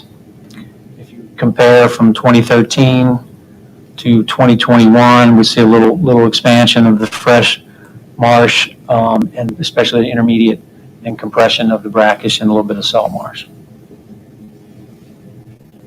Those are just large-scale habitat changes. So I mentioned fisheries, the other two goals, wildlife and fisheries. Louisiana Department of Wildlife has a long-standing monitoring program, and I'll put you on the spot. Do you remember how far back? The 60s, maybe? Yes. Yep, it goes back to the 1960s. 65, I think, is one of the earliest records we have in-house in my office. Good, thank you. So Wildlife and Fisheries is used obviously for their mission, but then when these diversions came along, we tacked on some additional monitoring to help evaluate the diversions. So they run all this work. We have a contract with them, and they do great work. And this is kind of what we use here to take a look at status and trends. So that's what I wanted to mention before I go through a lot of these slides. This is not an official analysis. This is really the status and trends, the monitoring, if you would, of the data. But there's a lot of stations. We do marine finfish, shrimp. There's some oyster monitoring, and we do alligators on the wildlife side, alligators and waterfowl. All right, speaking of alligators. So to the left of the screen, the black arrow, that's when we started diversion operations. And so you can see it was a little lower then. Had some variation over time. In the last few years, you've got a lot more marsh, and that's really the expansion, in my opinion. The habitat slide showed a little expansion of fresh and intermediate. That's their preferred nesting habitat, so that contributed. I didn't mention it on the Caernarvon meeting, but there's also, if you're not aware, with the oyster industry, alligator industry with eggs, they do put a certain percentage of alligators back into the wild that they harvest, so that can also be contributing to this. There's how it looks on the map, mostly in your fresh and brackish marsh. Fresh and intermediate. Waterfowl, man, there's a lot of coots in the fresh water. That's what that left bar is. But we'll talk a whole lot about waterfowl. Waterfowl across the country, it's a continental species, migrates, so you have to have habitat conditions good everywhere to get a really good breeding year, and then that translates to what does the habitat look like here when they come down on their migration. And so that's when we're counting them during the winter. Wildlife and Fisheries does flights for that. And I guess just generally looking at the long-term average, it's on a decline at least. And if you're a duck hunter, you might have some personal experience with that. But 2021, 22, I did put a little note there. That was Hurricane Ida, so habitat didn't look so great in Barataria Basin after Hurricane Ida, and you got one of your lowest population estimates. For oysters, for 2022, we did see an increase. I really focused on the lower graph, which is the long-term average of seed-size oysters and the long-term average of the sack-size oysters. And we've had some pretty low years since 2017, below average. You get a little bump up in 2022 on seeds. Brown shrimp, again, the arrow on all these graphs will indicate when the diversion was started operation.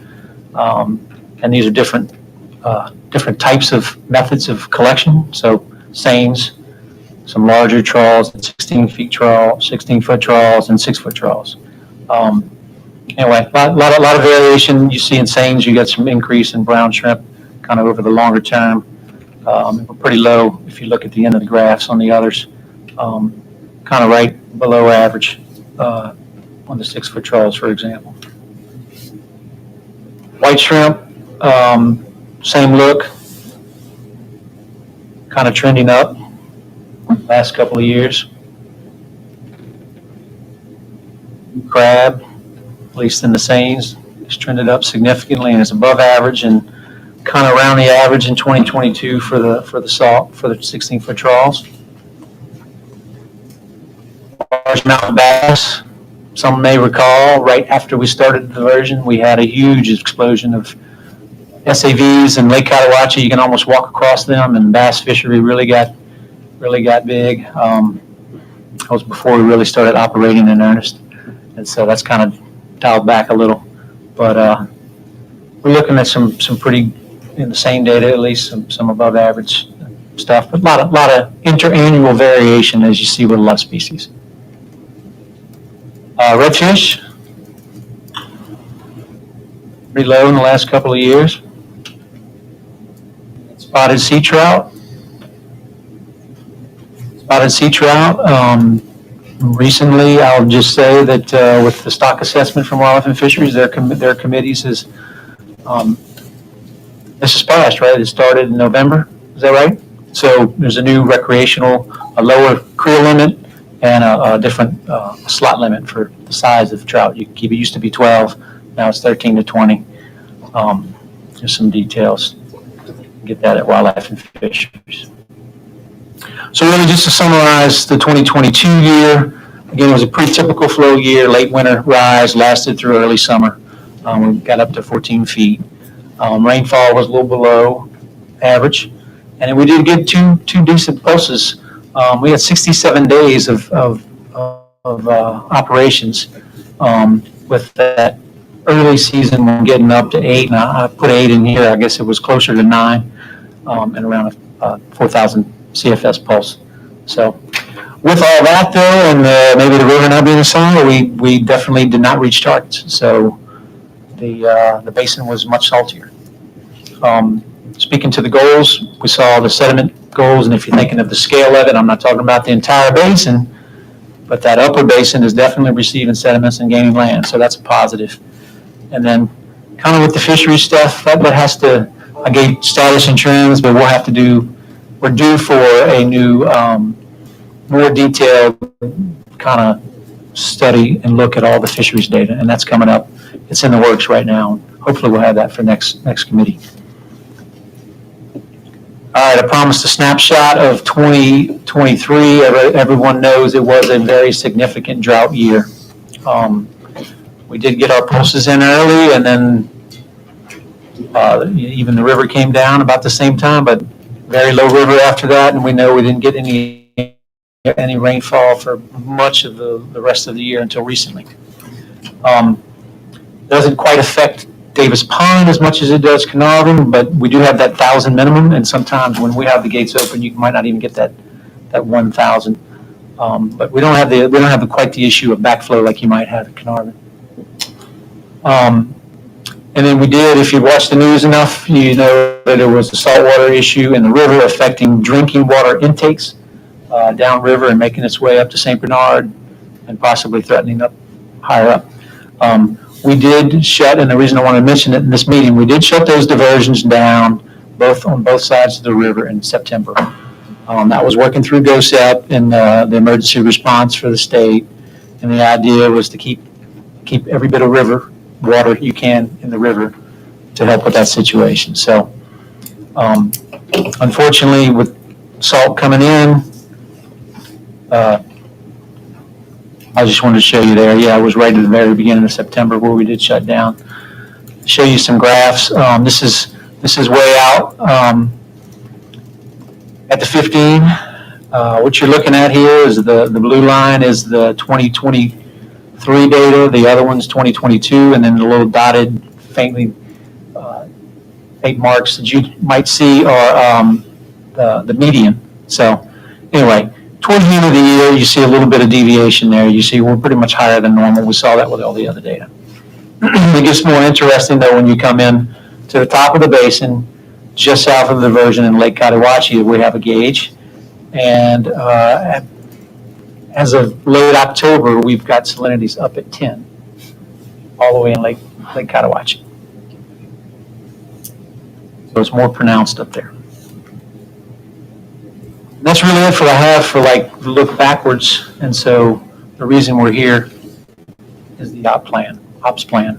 I'll go ahead and just present it. There is a agenda item coming up. Yep. Do you want to pause? Are there any questions on that? Sorry. I have a question. Sure, Kathy. When we were going over the 2022 operations, I think in October, November, you said the salinities were high enough you could have flowed the diversion, but didn't. I was just out of curiosity, was that because of the oyster considerations, or what was the reason why, the trigger was there, but you didn't? Right. I would say that has something to do with it, and we had a good talk. I'm looking at Troy over there. We had a good talk in the technical work group meeting that probably on our end, instead of doing a lot of we probably should have operated it more. Yeah, and it was because of some of those considerations, like with the larval shrimp and the oysters and that stuff. So, yep. Andrew? So this is kind of a long-term, big picture question, but so when Davis Pond was constructed, you built it, or we built it with ponding area, and so it was designed to capture sediment, right?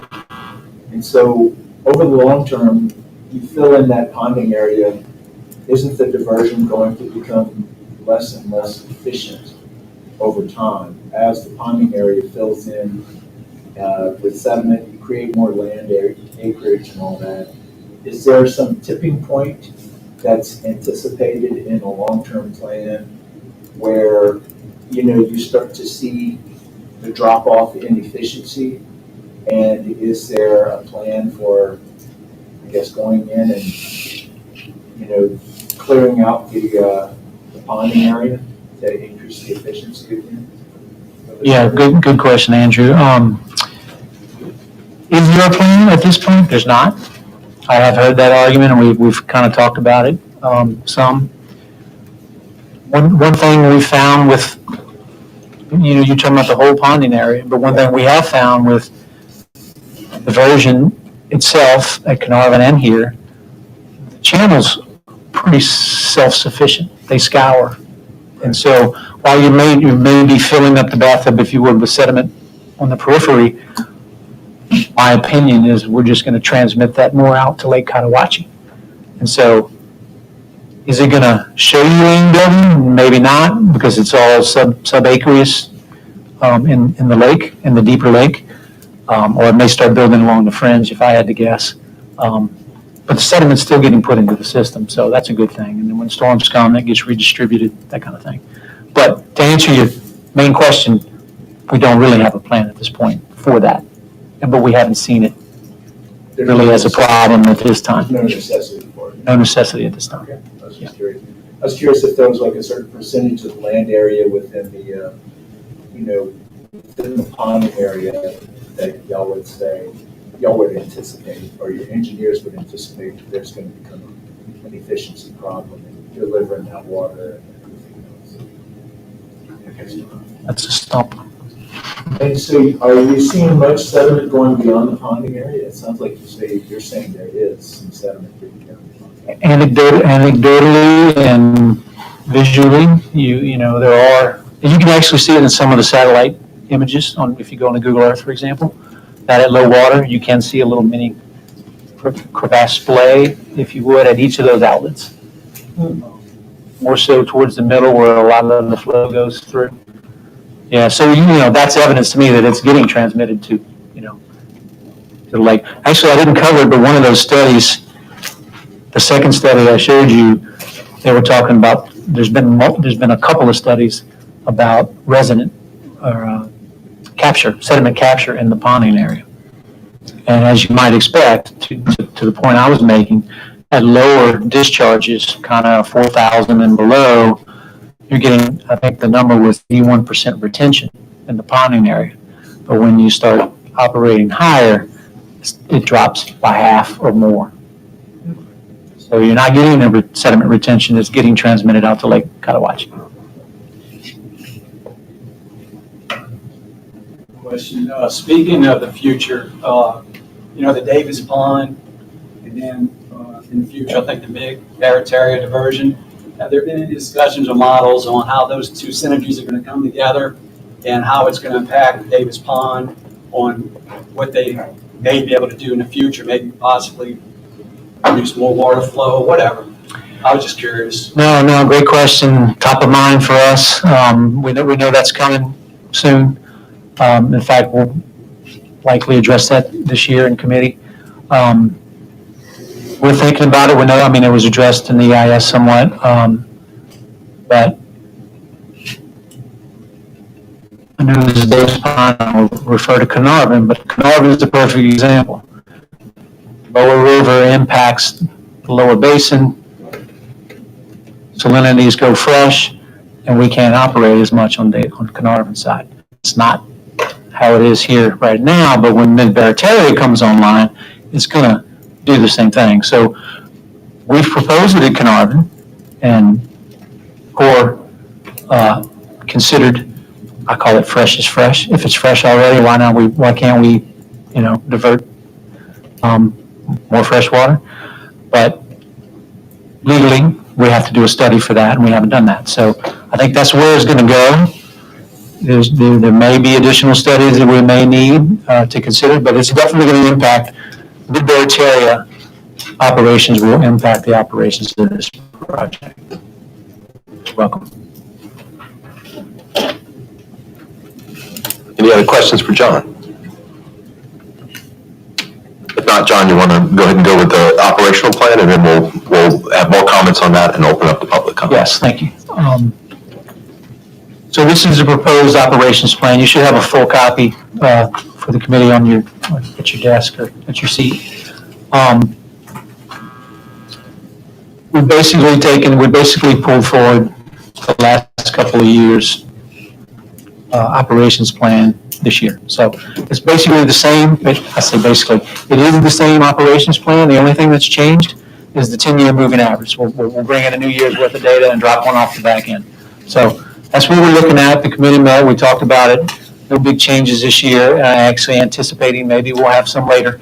But so really it's the same plan that you just saw from 2022 was very similar for 2023. And that's it. Can you check for me, Greg, for the official record on item? Remember the typo from Caernarvon? Oh, yes, yep. So for figure 2, it says 10-year average. Okay, so and then up in the graph, it also says 10-year average. That's right. These gauges have been there long. So scratch that from the record. Yeah. So same plan as last year, this year, with modification of the range, which didn't really change it all that much. Any questions for John? Only comment that I'll add, and I'll bring it up because the question came at the earlier meeting, is right now we are not operating. As John mentioned earlier, with the saltwater wedge, there's still 3 water systems at Point Wahash, Point Sulphur, and Boothville that the chloride levels there are above 250 parts per million. The 28-day forecast that we have right now does not anticipate that those will be below 250 in that time period. We do know we have been getting rain in the system. We do know we anticipate some rain on the Ohio River coming down in about 16 days. There's going to be a little bit of a rise. So we'll continue to reevaluate that. We know what we understand from meteorologists and climatologists is we're going to be in an El Nino cycle next year. And that in the winter of this year, that typically means more rain in the Gulf. Just because there's more rain in the Gulf doesn't necessarily mean more water in the river. In Louisiana in particular, very little we have very few. We have a lot of distributaries, but not a whole lot of tributaries. So we're not contributing a lot. So we'll continue to monitor the Mississippi River. We do anticipate a rise on the river this year, and we'll just kind of week to week, we'll continue to evaluate this in conjunction with GOSEP and the folks at the Corps and the folks at NOAA as well. So with that said, any comments from the committee on the operations plan? All right. If there are no comments from the committee, we'll open up to item number 7. Any public comments, either on the operations plan or anything else today? All right. You can come to the, if you want to come to the microphone. No, I just have a question for John. You mentioned that Davis doesn't have quite the backflow problems that Caernarvon had, Low River. Can you expand on that a little bit? What kind of backflow problems does it have? How often do you have backflow issues at Davis Pond? I don't know that we actually have. I'm always referencing both because they're in my head. Its elevation is higher, so that's why you don't have the issue. Right. Marsh is a marsh, pretty similar, but it's higher than Caernarvon. Does that make sense? Yeah, of course. Yeah, Yeah. the head differential would be different there. I was just wondering if you ever get backflow issues at Davis Pond, or if it's ever or never, or how often. I'm going to ask David that question. Do you recall? No, we haven't. I'm still involved, which is since 2014. It's just so high up that the river stage is higher up there relative to the marsh. But yeah, Caernarvon from time to time, Low River, we shut it completely because we don't want to risk backflow. Thank you. Excellent. Thank you for that question. Any other questions or comments from the public? All right. If not, we will move on to item number 8. The recommended operations plan for 2024. We will have a roll call vote on this of the committee, but is there a motion to approve the operations plan as John presented? Motion, is there a second? Second. So John will kind of call the roll, and we'll have a roll call vote for this. Okay, so like with the roll call, is this on? Oh, for sure. Sorry, turned it off. Just like with the original roll call, I'll call your name. This time I'll call your name. Do not. So Ray Moon with the Corps of Engineers. I in favor. Kathy Brewer, Fish and Wildlife Service. Support the plan. John Boatman, NRCS. In favor. Wyatt Gutierrez with EPA. Support the plan. Don Davis, NOAA Fisheries. In favor. Sarah Krupa, DNR. In favor. Troy Schlesinger, in favor. Thank you. Sorry about that. Jeff Leoni, in favor. Marnie Stein with St. Charles Parish. In favor.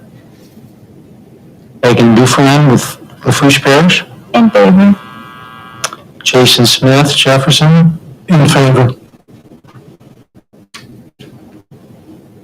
Let's go on with Pete. In favor. Oysters. Frank Ellender, in favor. Maurice Duquesne, in favor. And Andrew Barron, with no.